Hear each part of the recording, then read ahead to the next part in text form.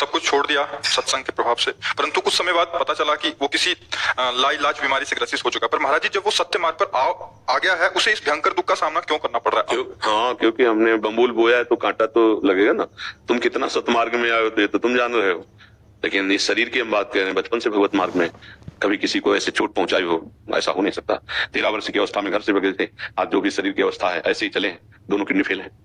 ये नई खेती, उसका प्रभाव, हम दुखी नहीं है, हम रोगी नहीं है, हम परास्त नहीं है। किसी को विश्वास नहीं होता कि ऐसी दिनचर्या वाला आदमी किडनी फेलियर हो सकता है, विश्वास नहीं होता। वास्तविक बात सत्य है कि मेरी किडनी नहीं खराब है, इस शरीर की खराब है। अगर मैं स्वीकार कर लूं तो अभी तुम्हें पता चल जाएगा किडनी खराब है। भगवत चरणारविंद का आश्रय, भगवान नाम का बल, ये सब ठीक कर देता है। आपको चिंता नहीं करनी, जो भूल से गलती हो गई आगे उसकी पुनरावृत्ति ना हो। नाम जब करते हैं चलो, और ये मत सोचो कि अब हमको ये रोग हो गया तो भगवान ने क्यों दिया। आपने तो गलती इस जन्म की देखी है। अभी एक दिन एक प्रश्न कर रहे थे कि बिना किसी अपराध के मुझे दंड क्यों दिया गया। हमने कहा भाई ईमानदारी की बात मान लीजिए, हमारी सरकार में कभी ऐसा नहीं है। जो आध्यात्मिक भागवतिक निर्णय है उसमें कभी ऐसा नहीं। इसी जन्म के ऐसे पाप बताओ जिनका तुमने कोई प्रायश्चित नहीं किया, कोई दंड नहीं मिला, अब वो गए, वो फल नहीं देंगे आपको। ऐसी जगह पिटवाएंगे, ऐसी जगह फंसाएंगे जब 100% सत्य हो, लेकिन वो एकांतिक पाप जिसको कोई नहीं जानता, वो तुम्हें वहां दंड देगा, तुम्हें भुगतना पड़ेगा। अवश्य में भोक्तव्यम कृतम कर्म शुभाशुभम। बाल ब्रह्मचारी, जिंदगी में कभी भी अधर्म और असत्य और पाप आचरण न करने वाला महावैष्णव भीष्म जी महाराज 6 महीना बाणों की सजा है। पूर्व कर्म भोग, अवश्य में भोक्तव्यम। इस शरीर का जब निर्माण हुआ तो जो प्रारब्ध से सुख दुख बनाया गया उसको पूरे जीवन में भोगना पड़ेगा।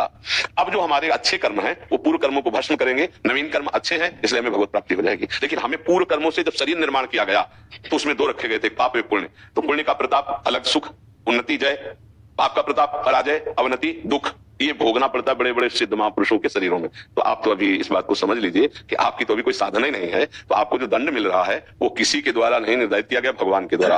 अवश्य में गीता में अवश्य में भोक्तव्यम कृतम कर्म शुभाशुभम। जो शरीर शुभ शुभ से रच गया है, वो जो गोदाम है वो तो शरणागत हो, भजन करोगे तो भस्म हो जाएगा। जो आगे है अब सावधानी से चलो, इसलिए गंदे काम होंगे। अगर भूल चूक से हो जाते हैं तो तत्काल उसका दंड मिलेगा, हृदय जलेगा, बहुत परेशानी महसूस होगी, उसी में भस्म हो जाएगा।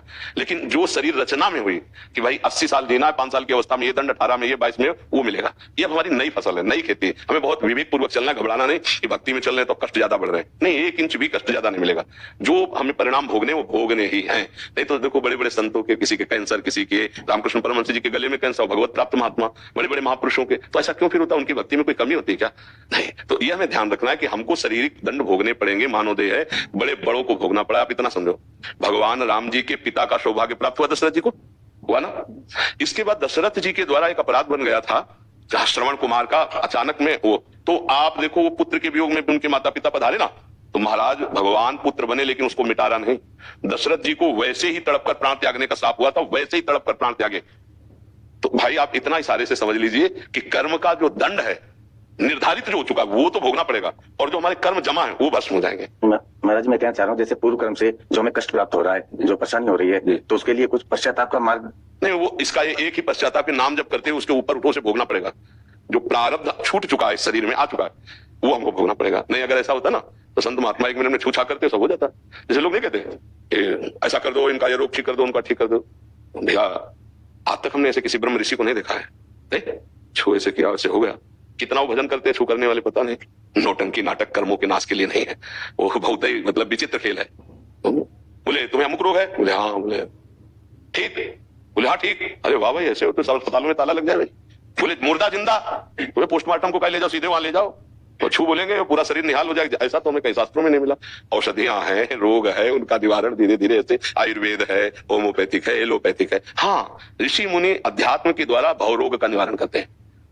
कभी कोई अपनी तपस्या का प्रयोग किसी ऐसे विशिष्ट के लिए, कभी कोई 1-2 के लिए कर दिया, वो भी गुप्त रूप से, तो उनको भी उसका पाप लेकर भोगना है।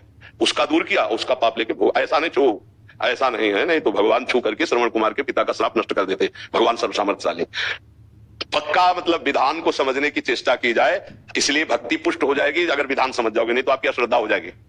अगर आपका चिंतन प्रभु में लग जाए तो प्रभु शरीर रोगी होते हुए कोई फर्क नहीं पड़ता। लग गया महाराज जी, लग गया। फिर आप शिकायत मत करो कि कोई रोग है, कोई राधा, ये जाएगा, तुम नहीं हो, ये जाएगा। आपने मेरा जीवन बदल दिया महाराज। हाँ नहीं, अभी तो क्या है, अभी थोड़ा और आगे बढ़ो, ऐसी ऊंचाई पे आओगे कि नाच पड़ोगे, रो पड़ोगे कि प्रभु आप बड़े कृपालु, प्रभु कि हमको संत समागम मिला।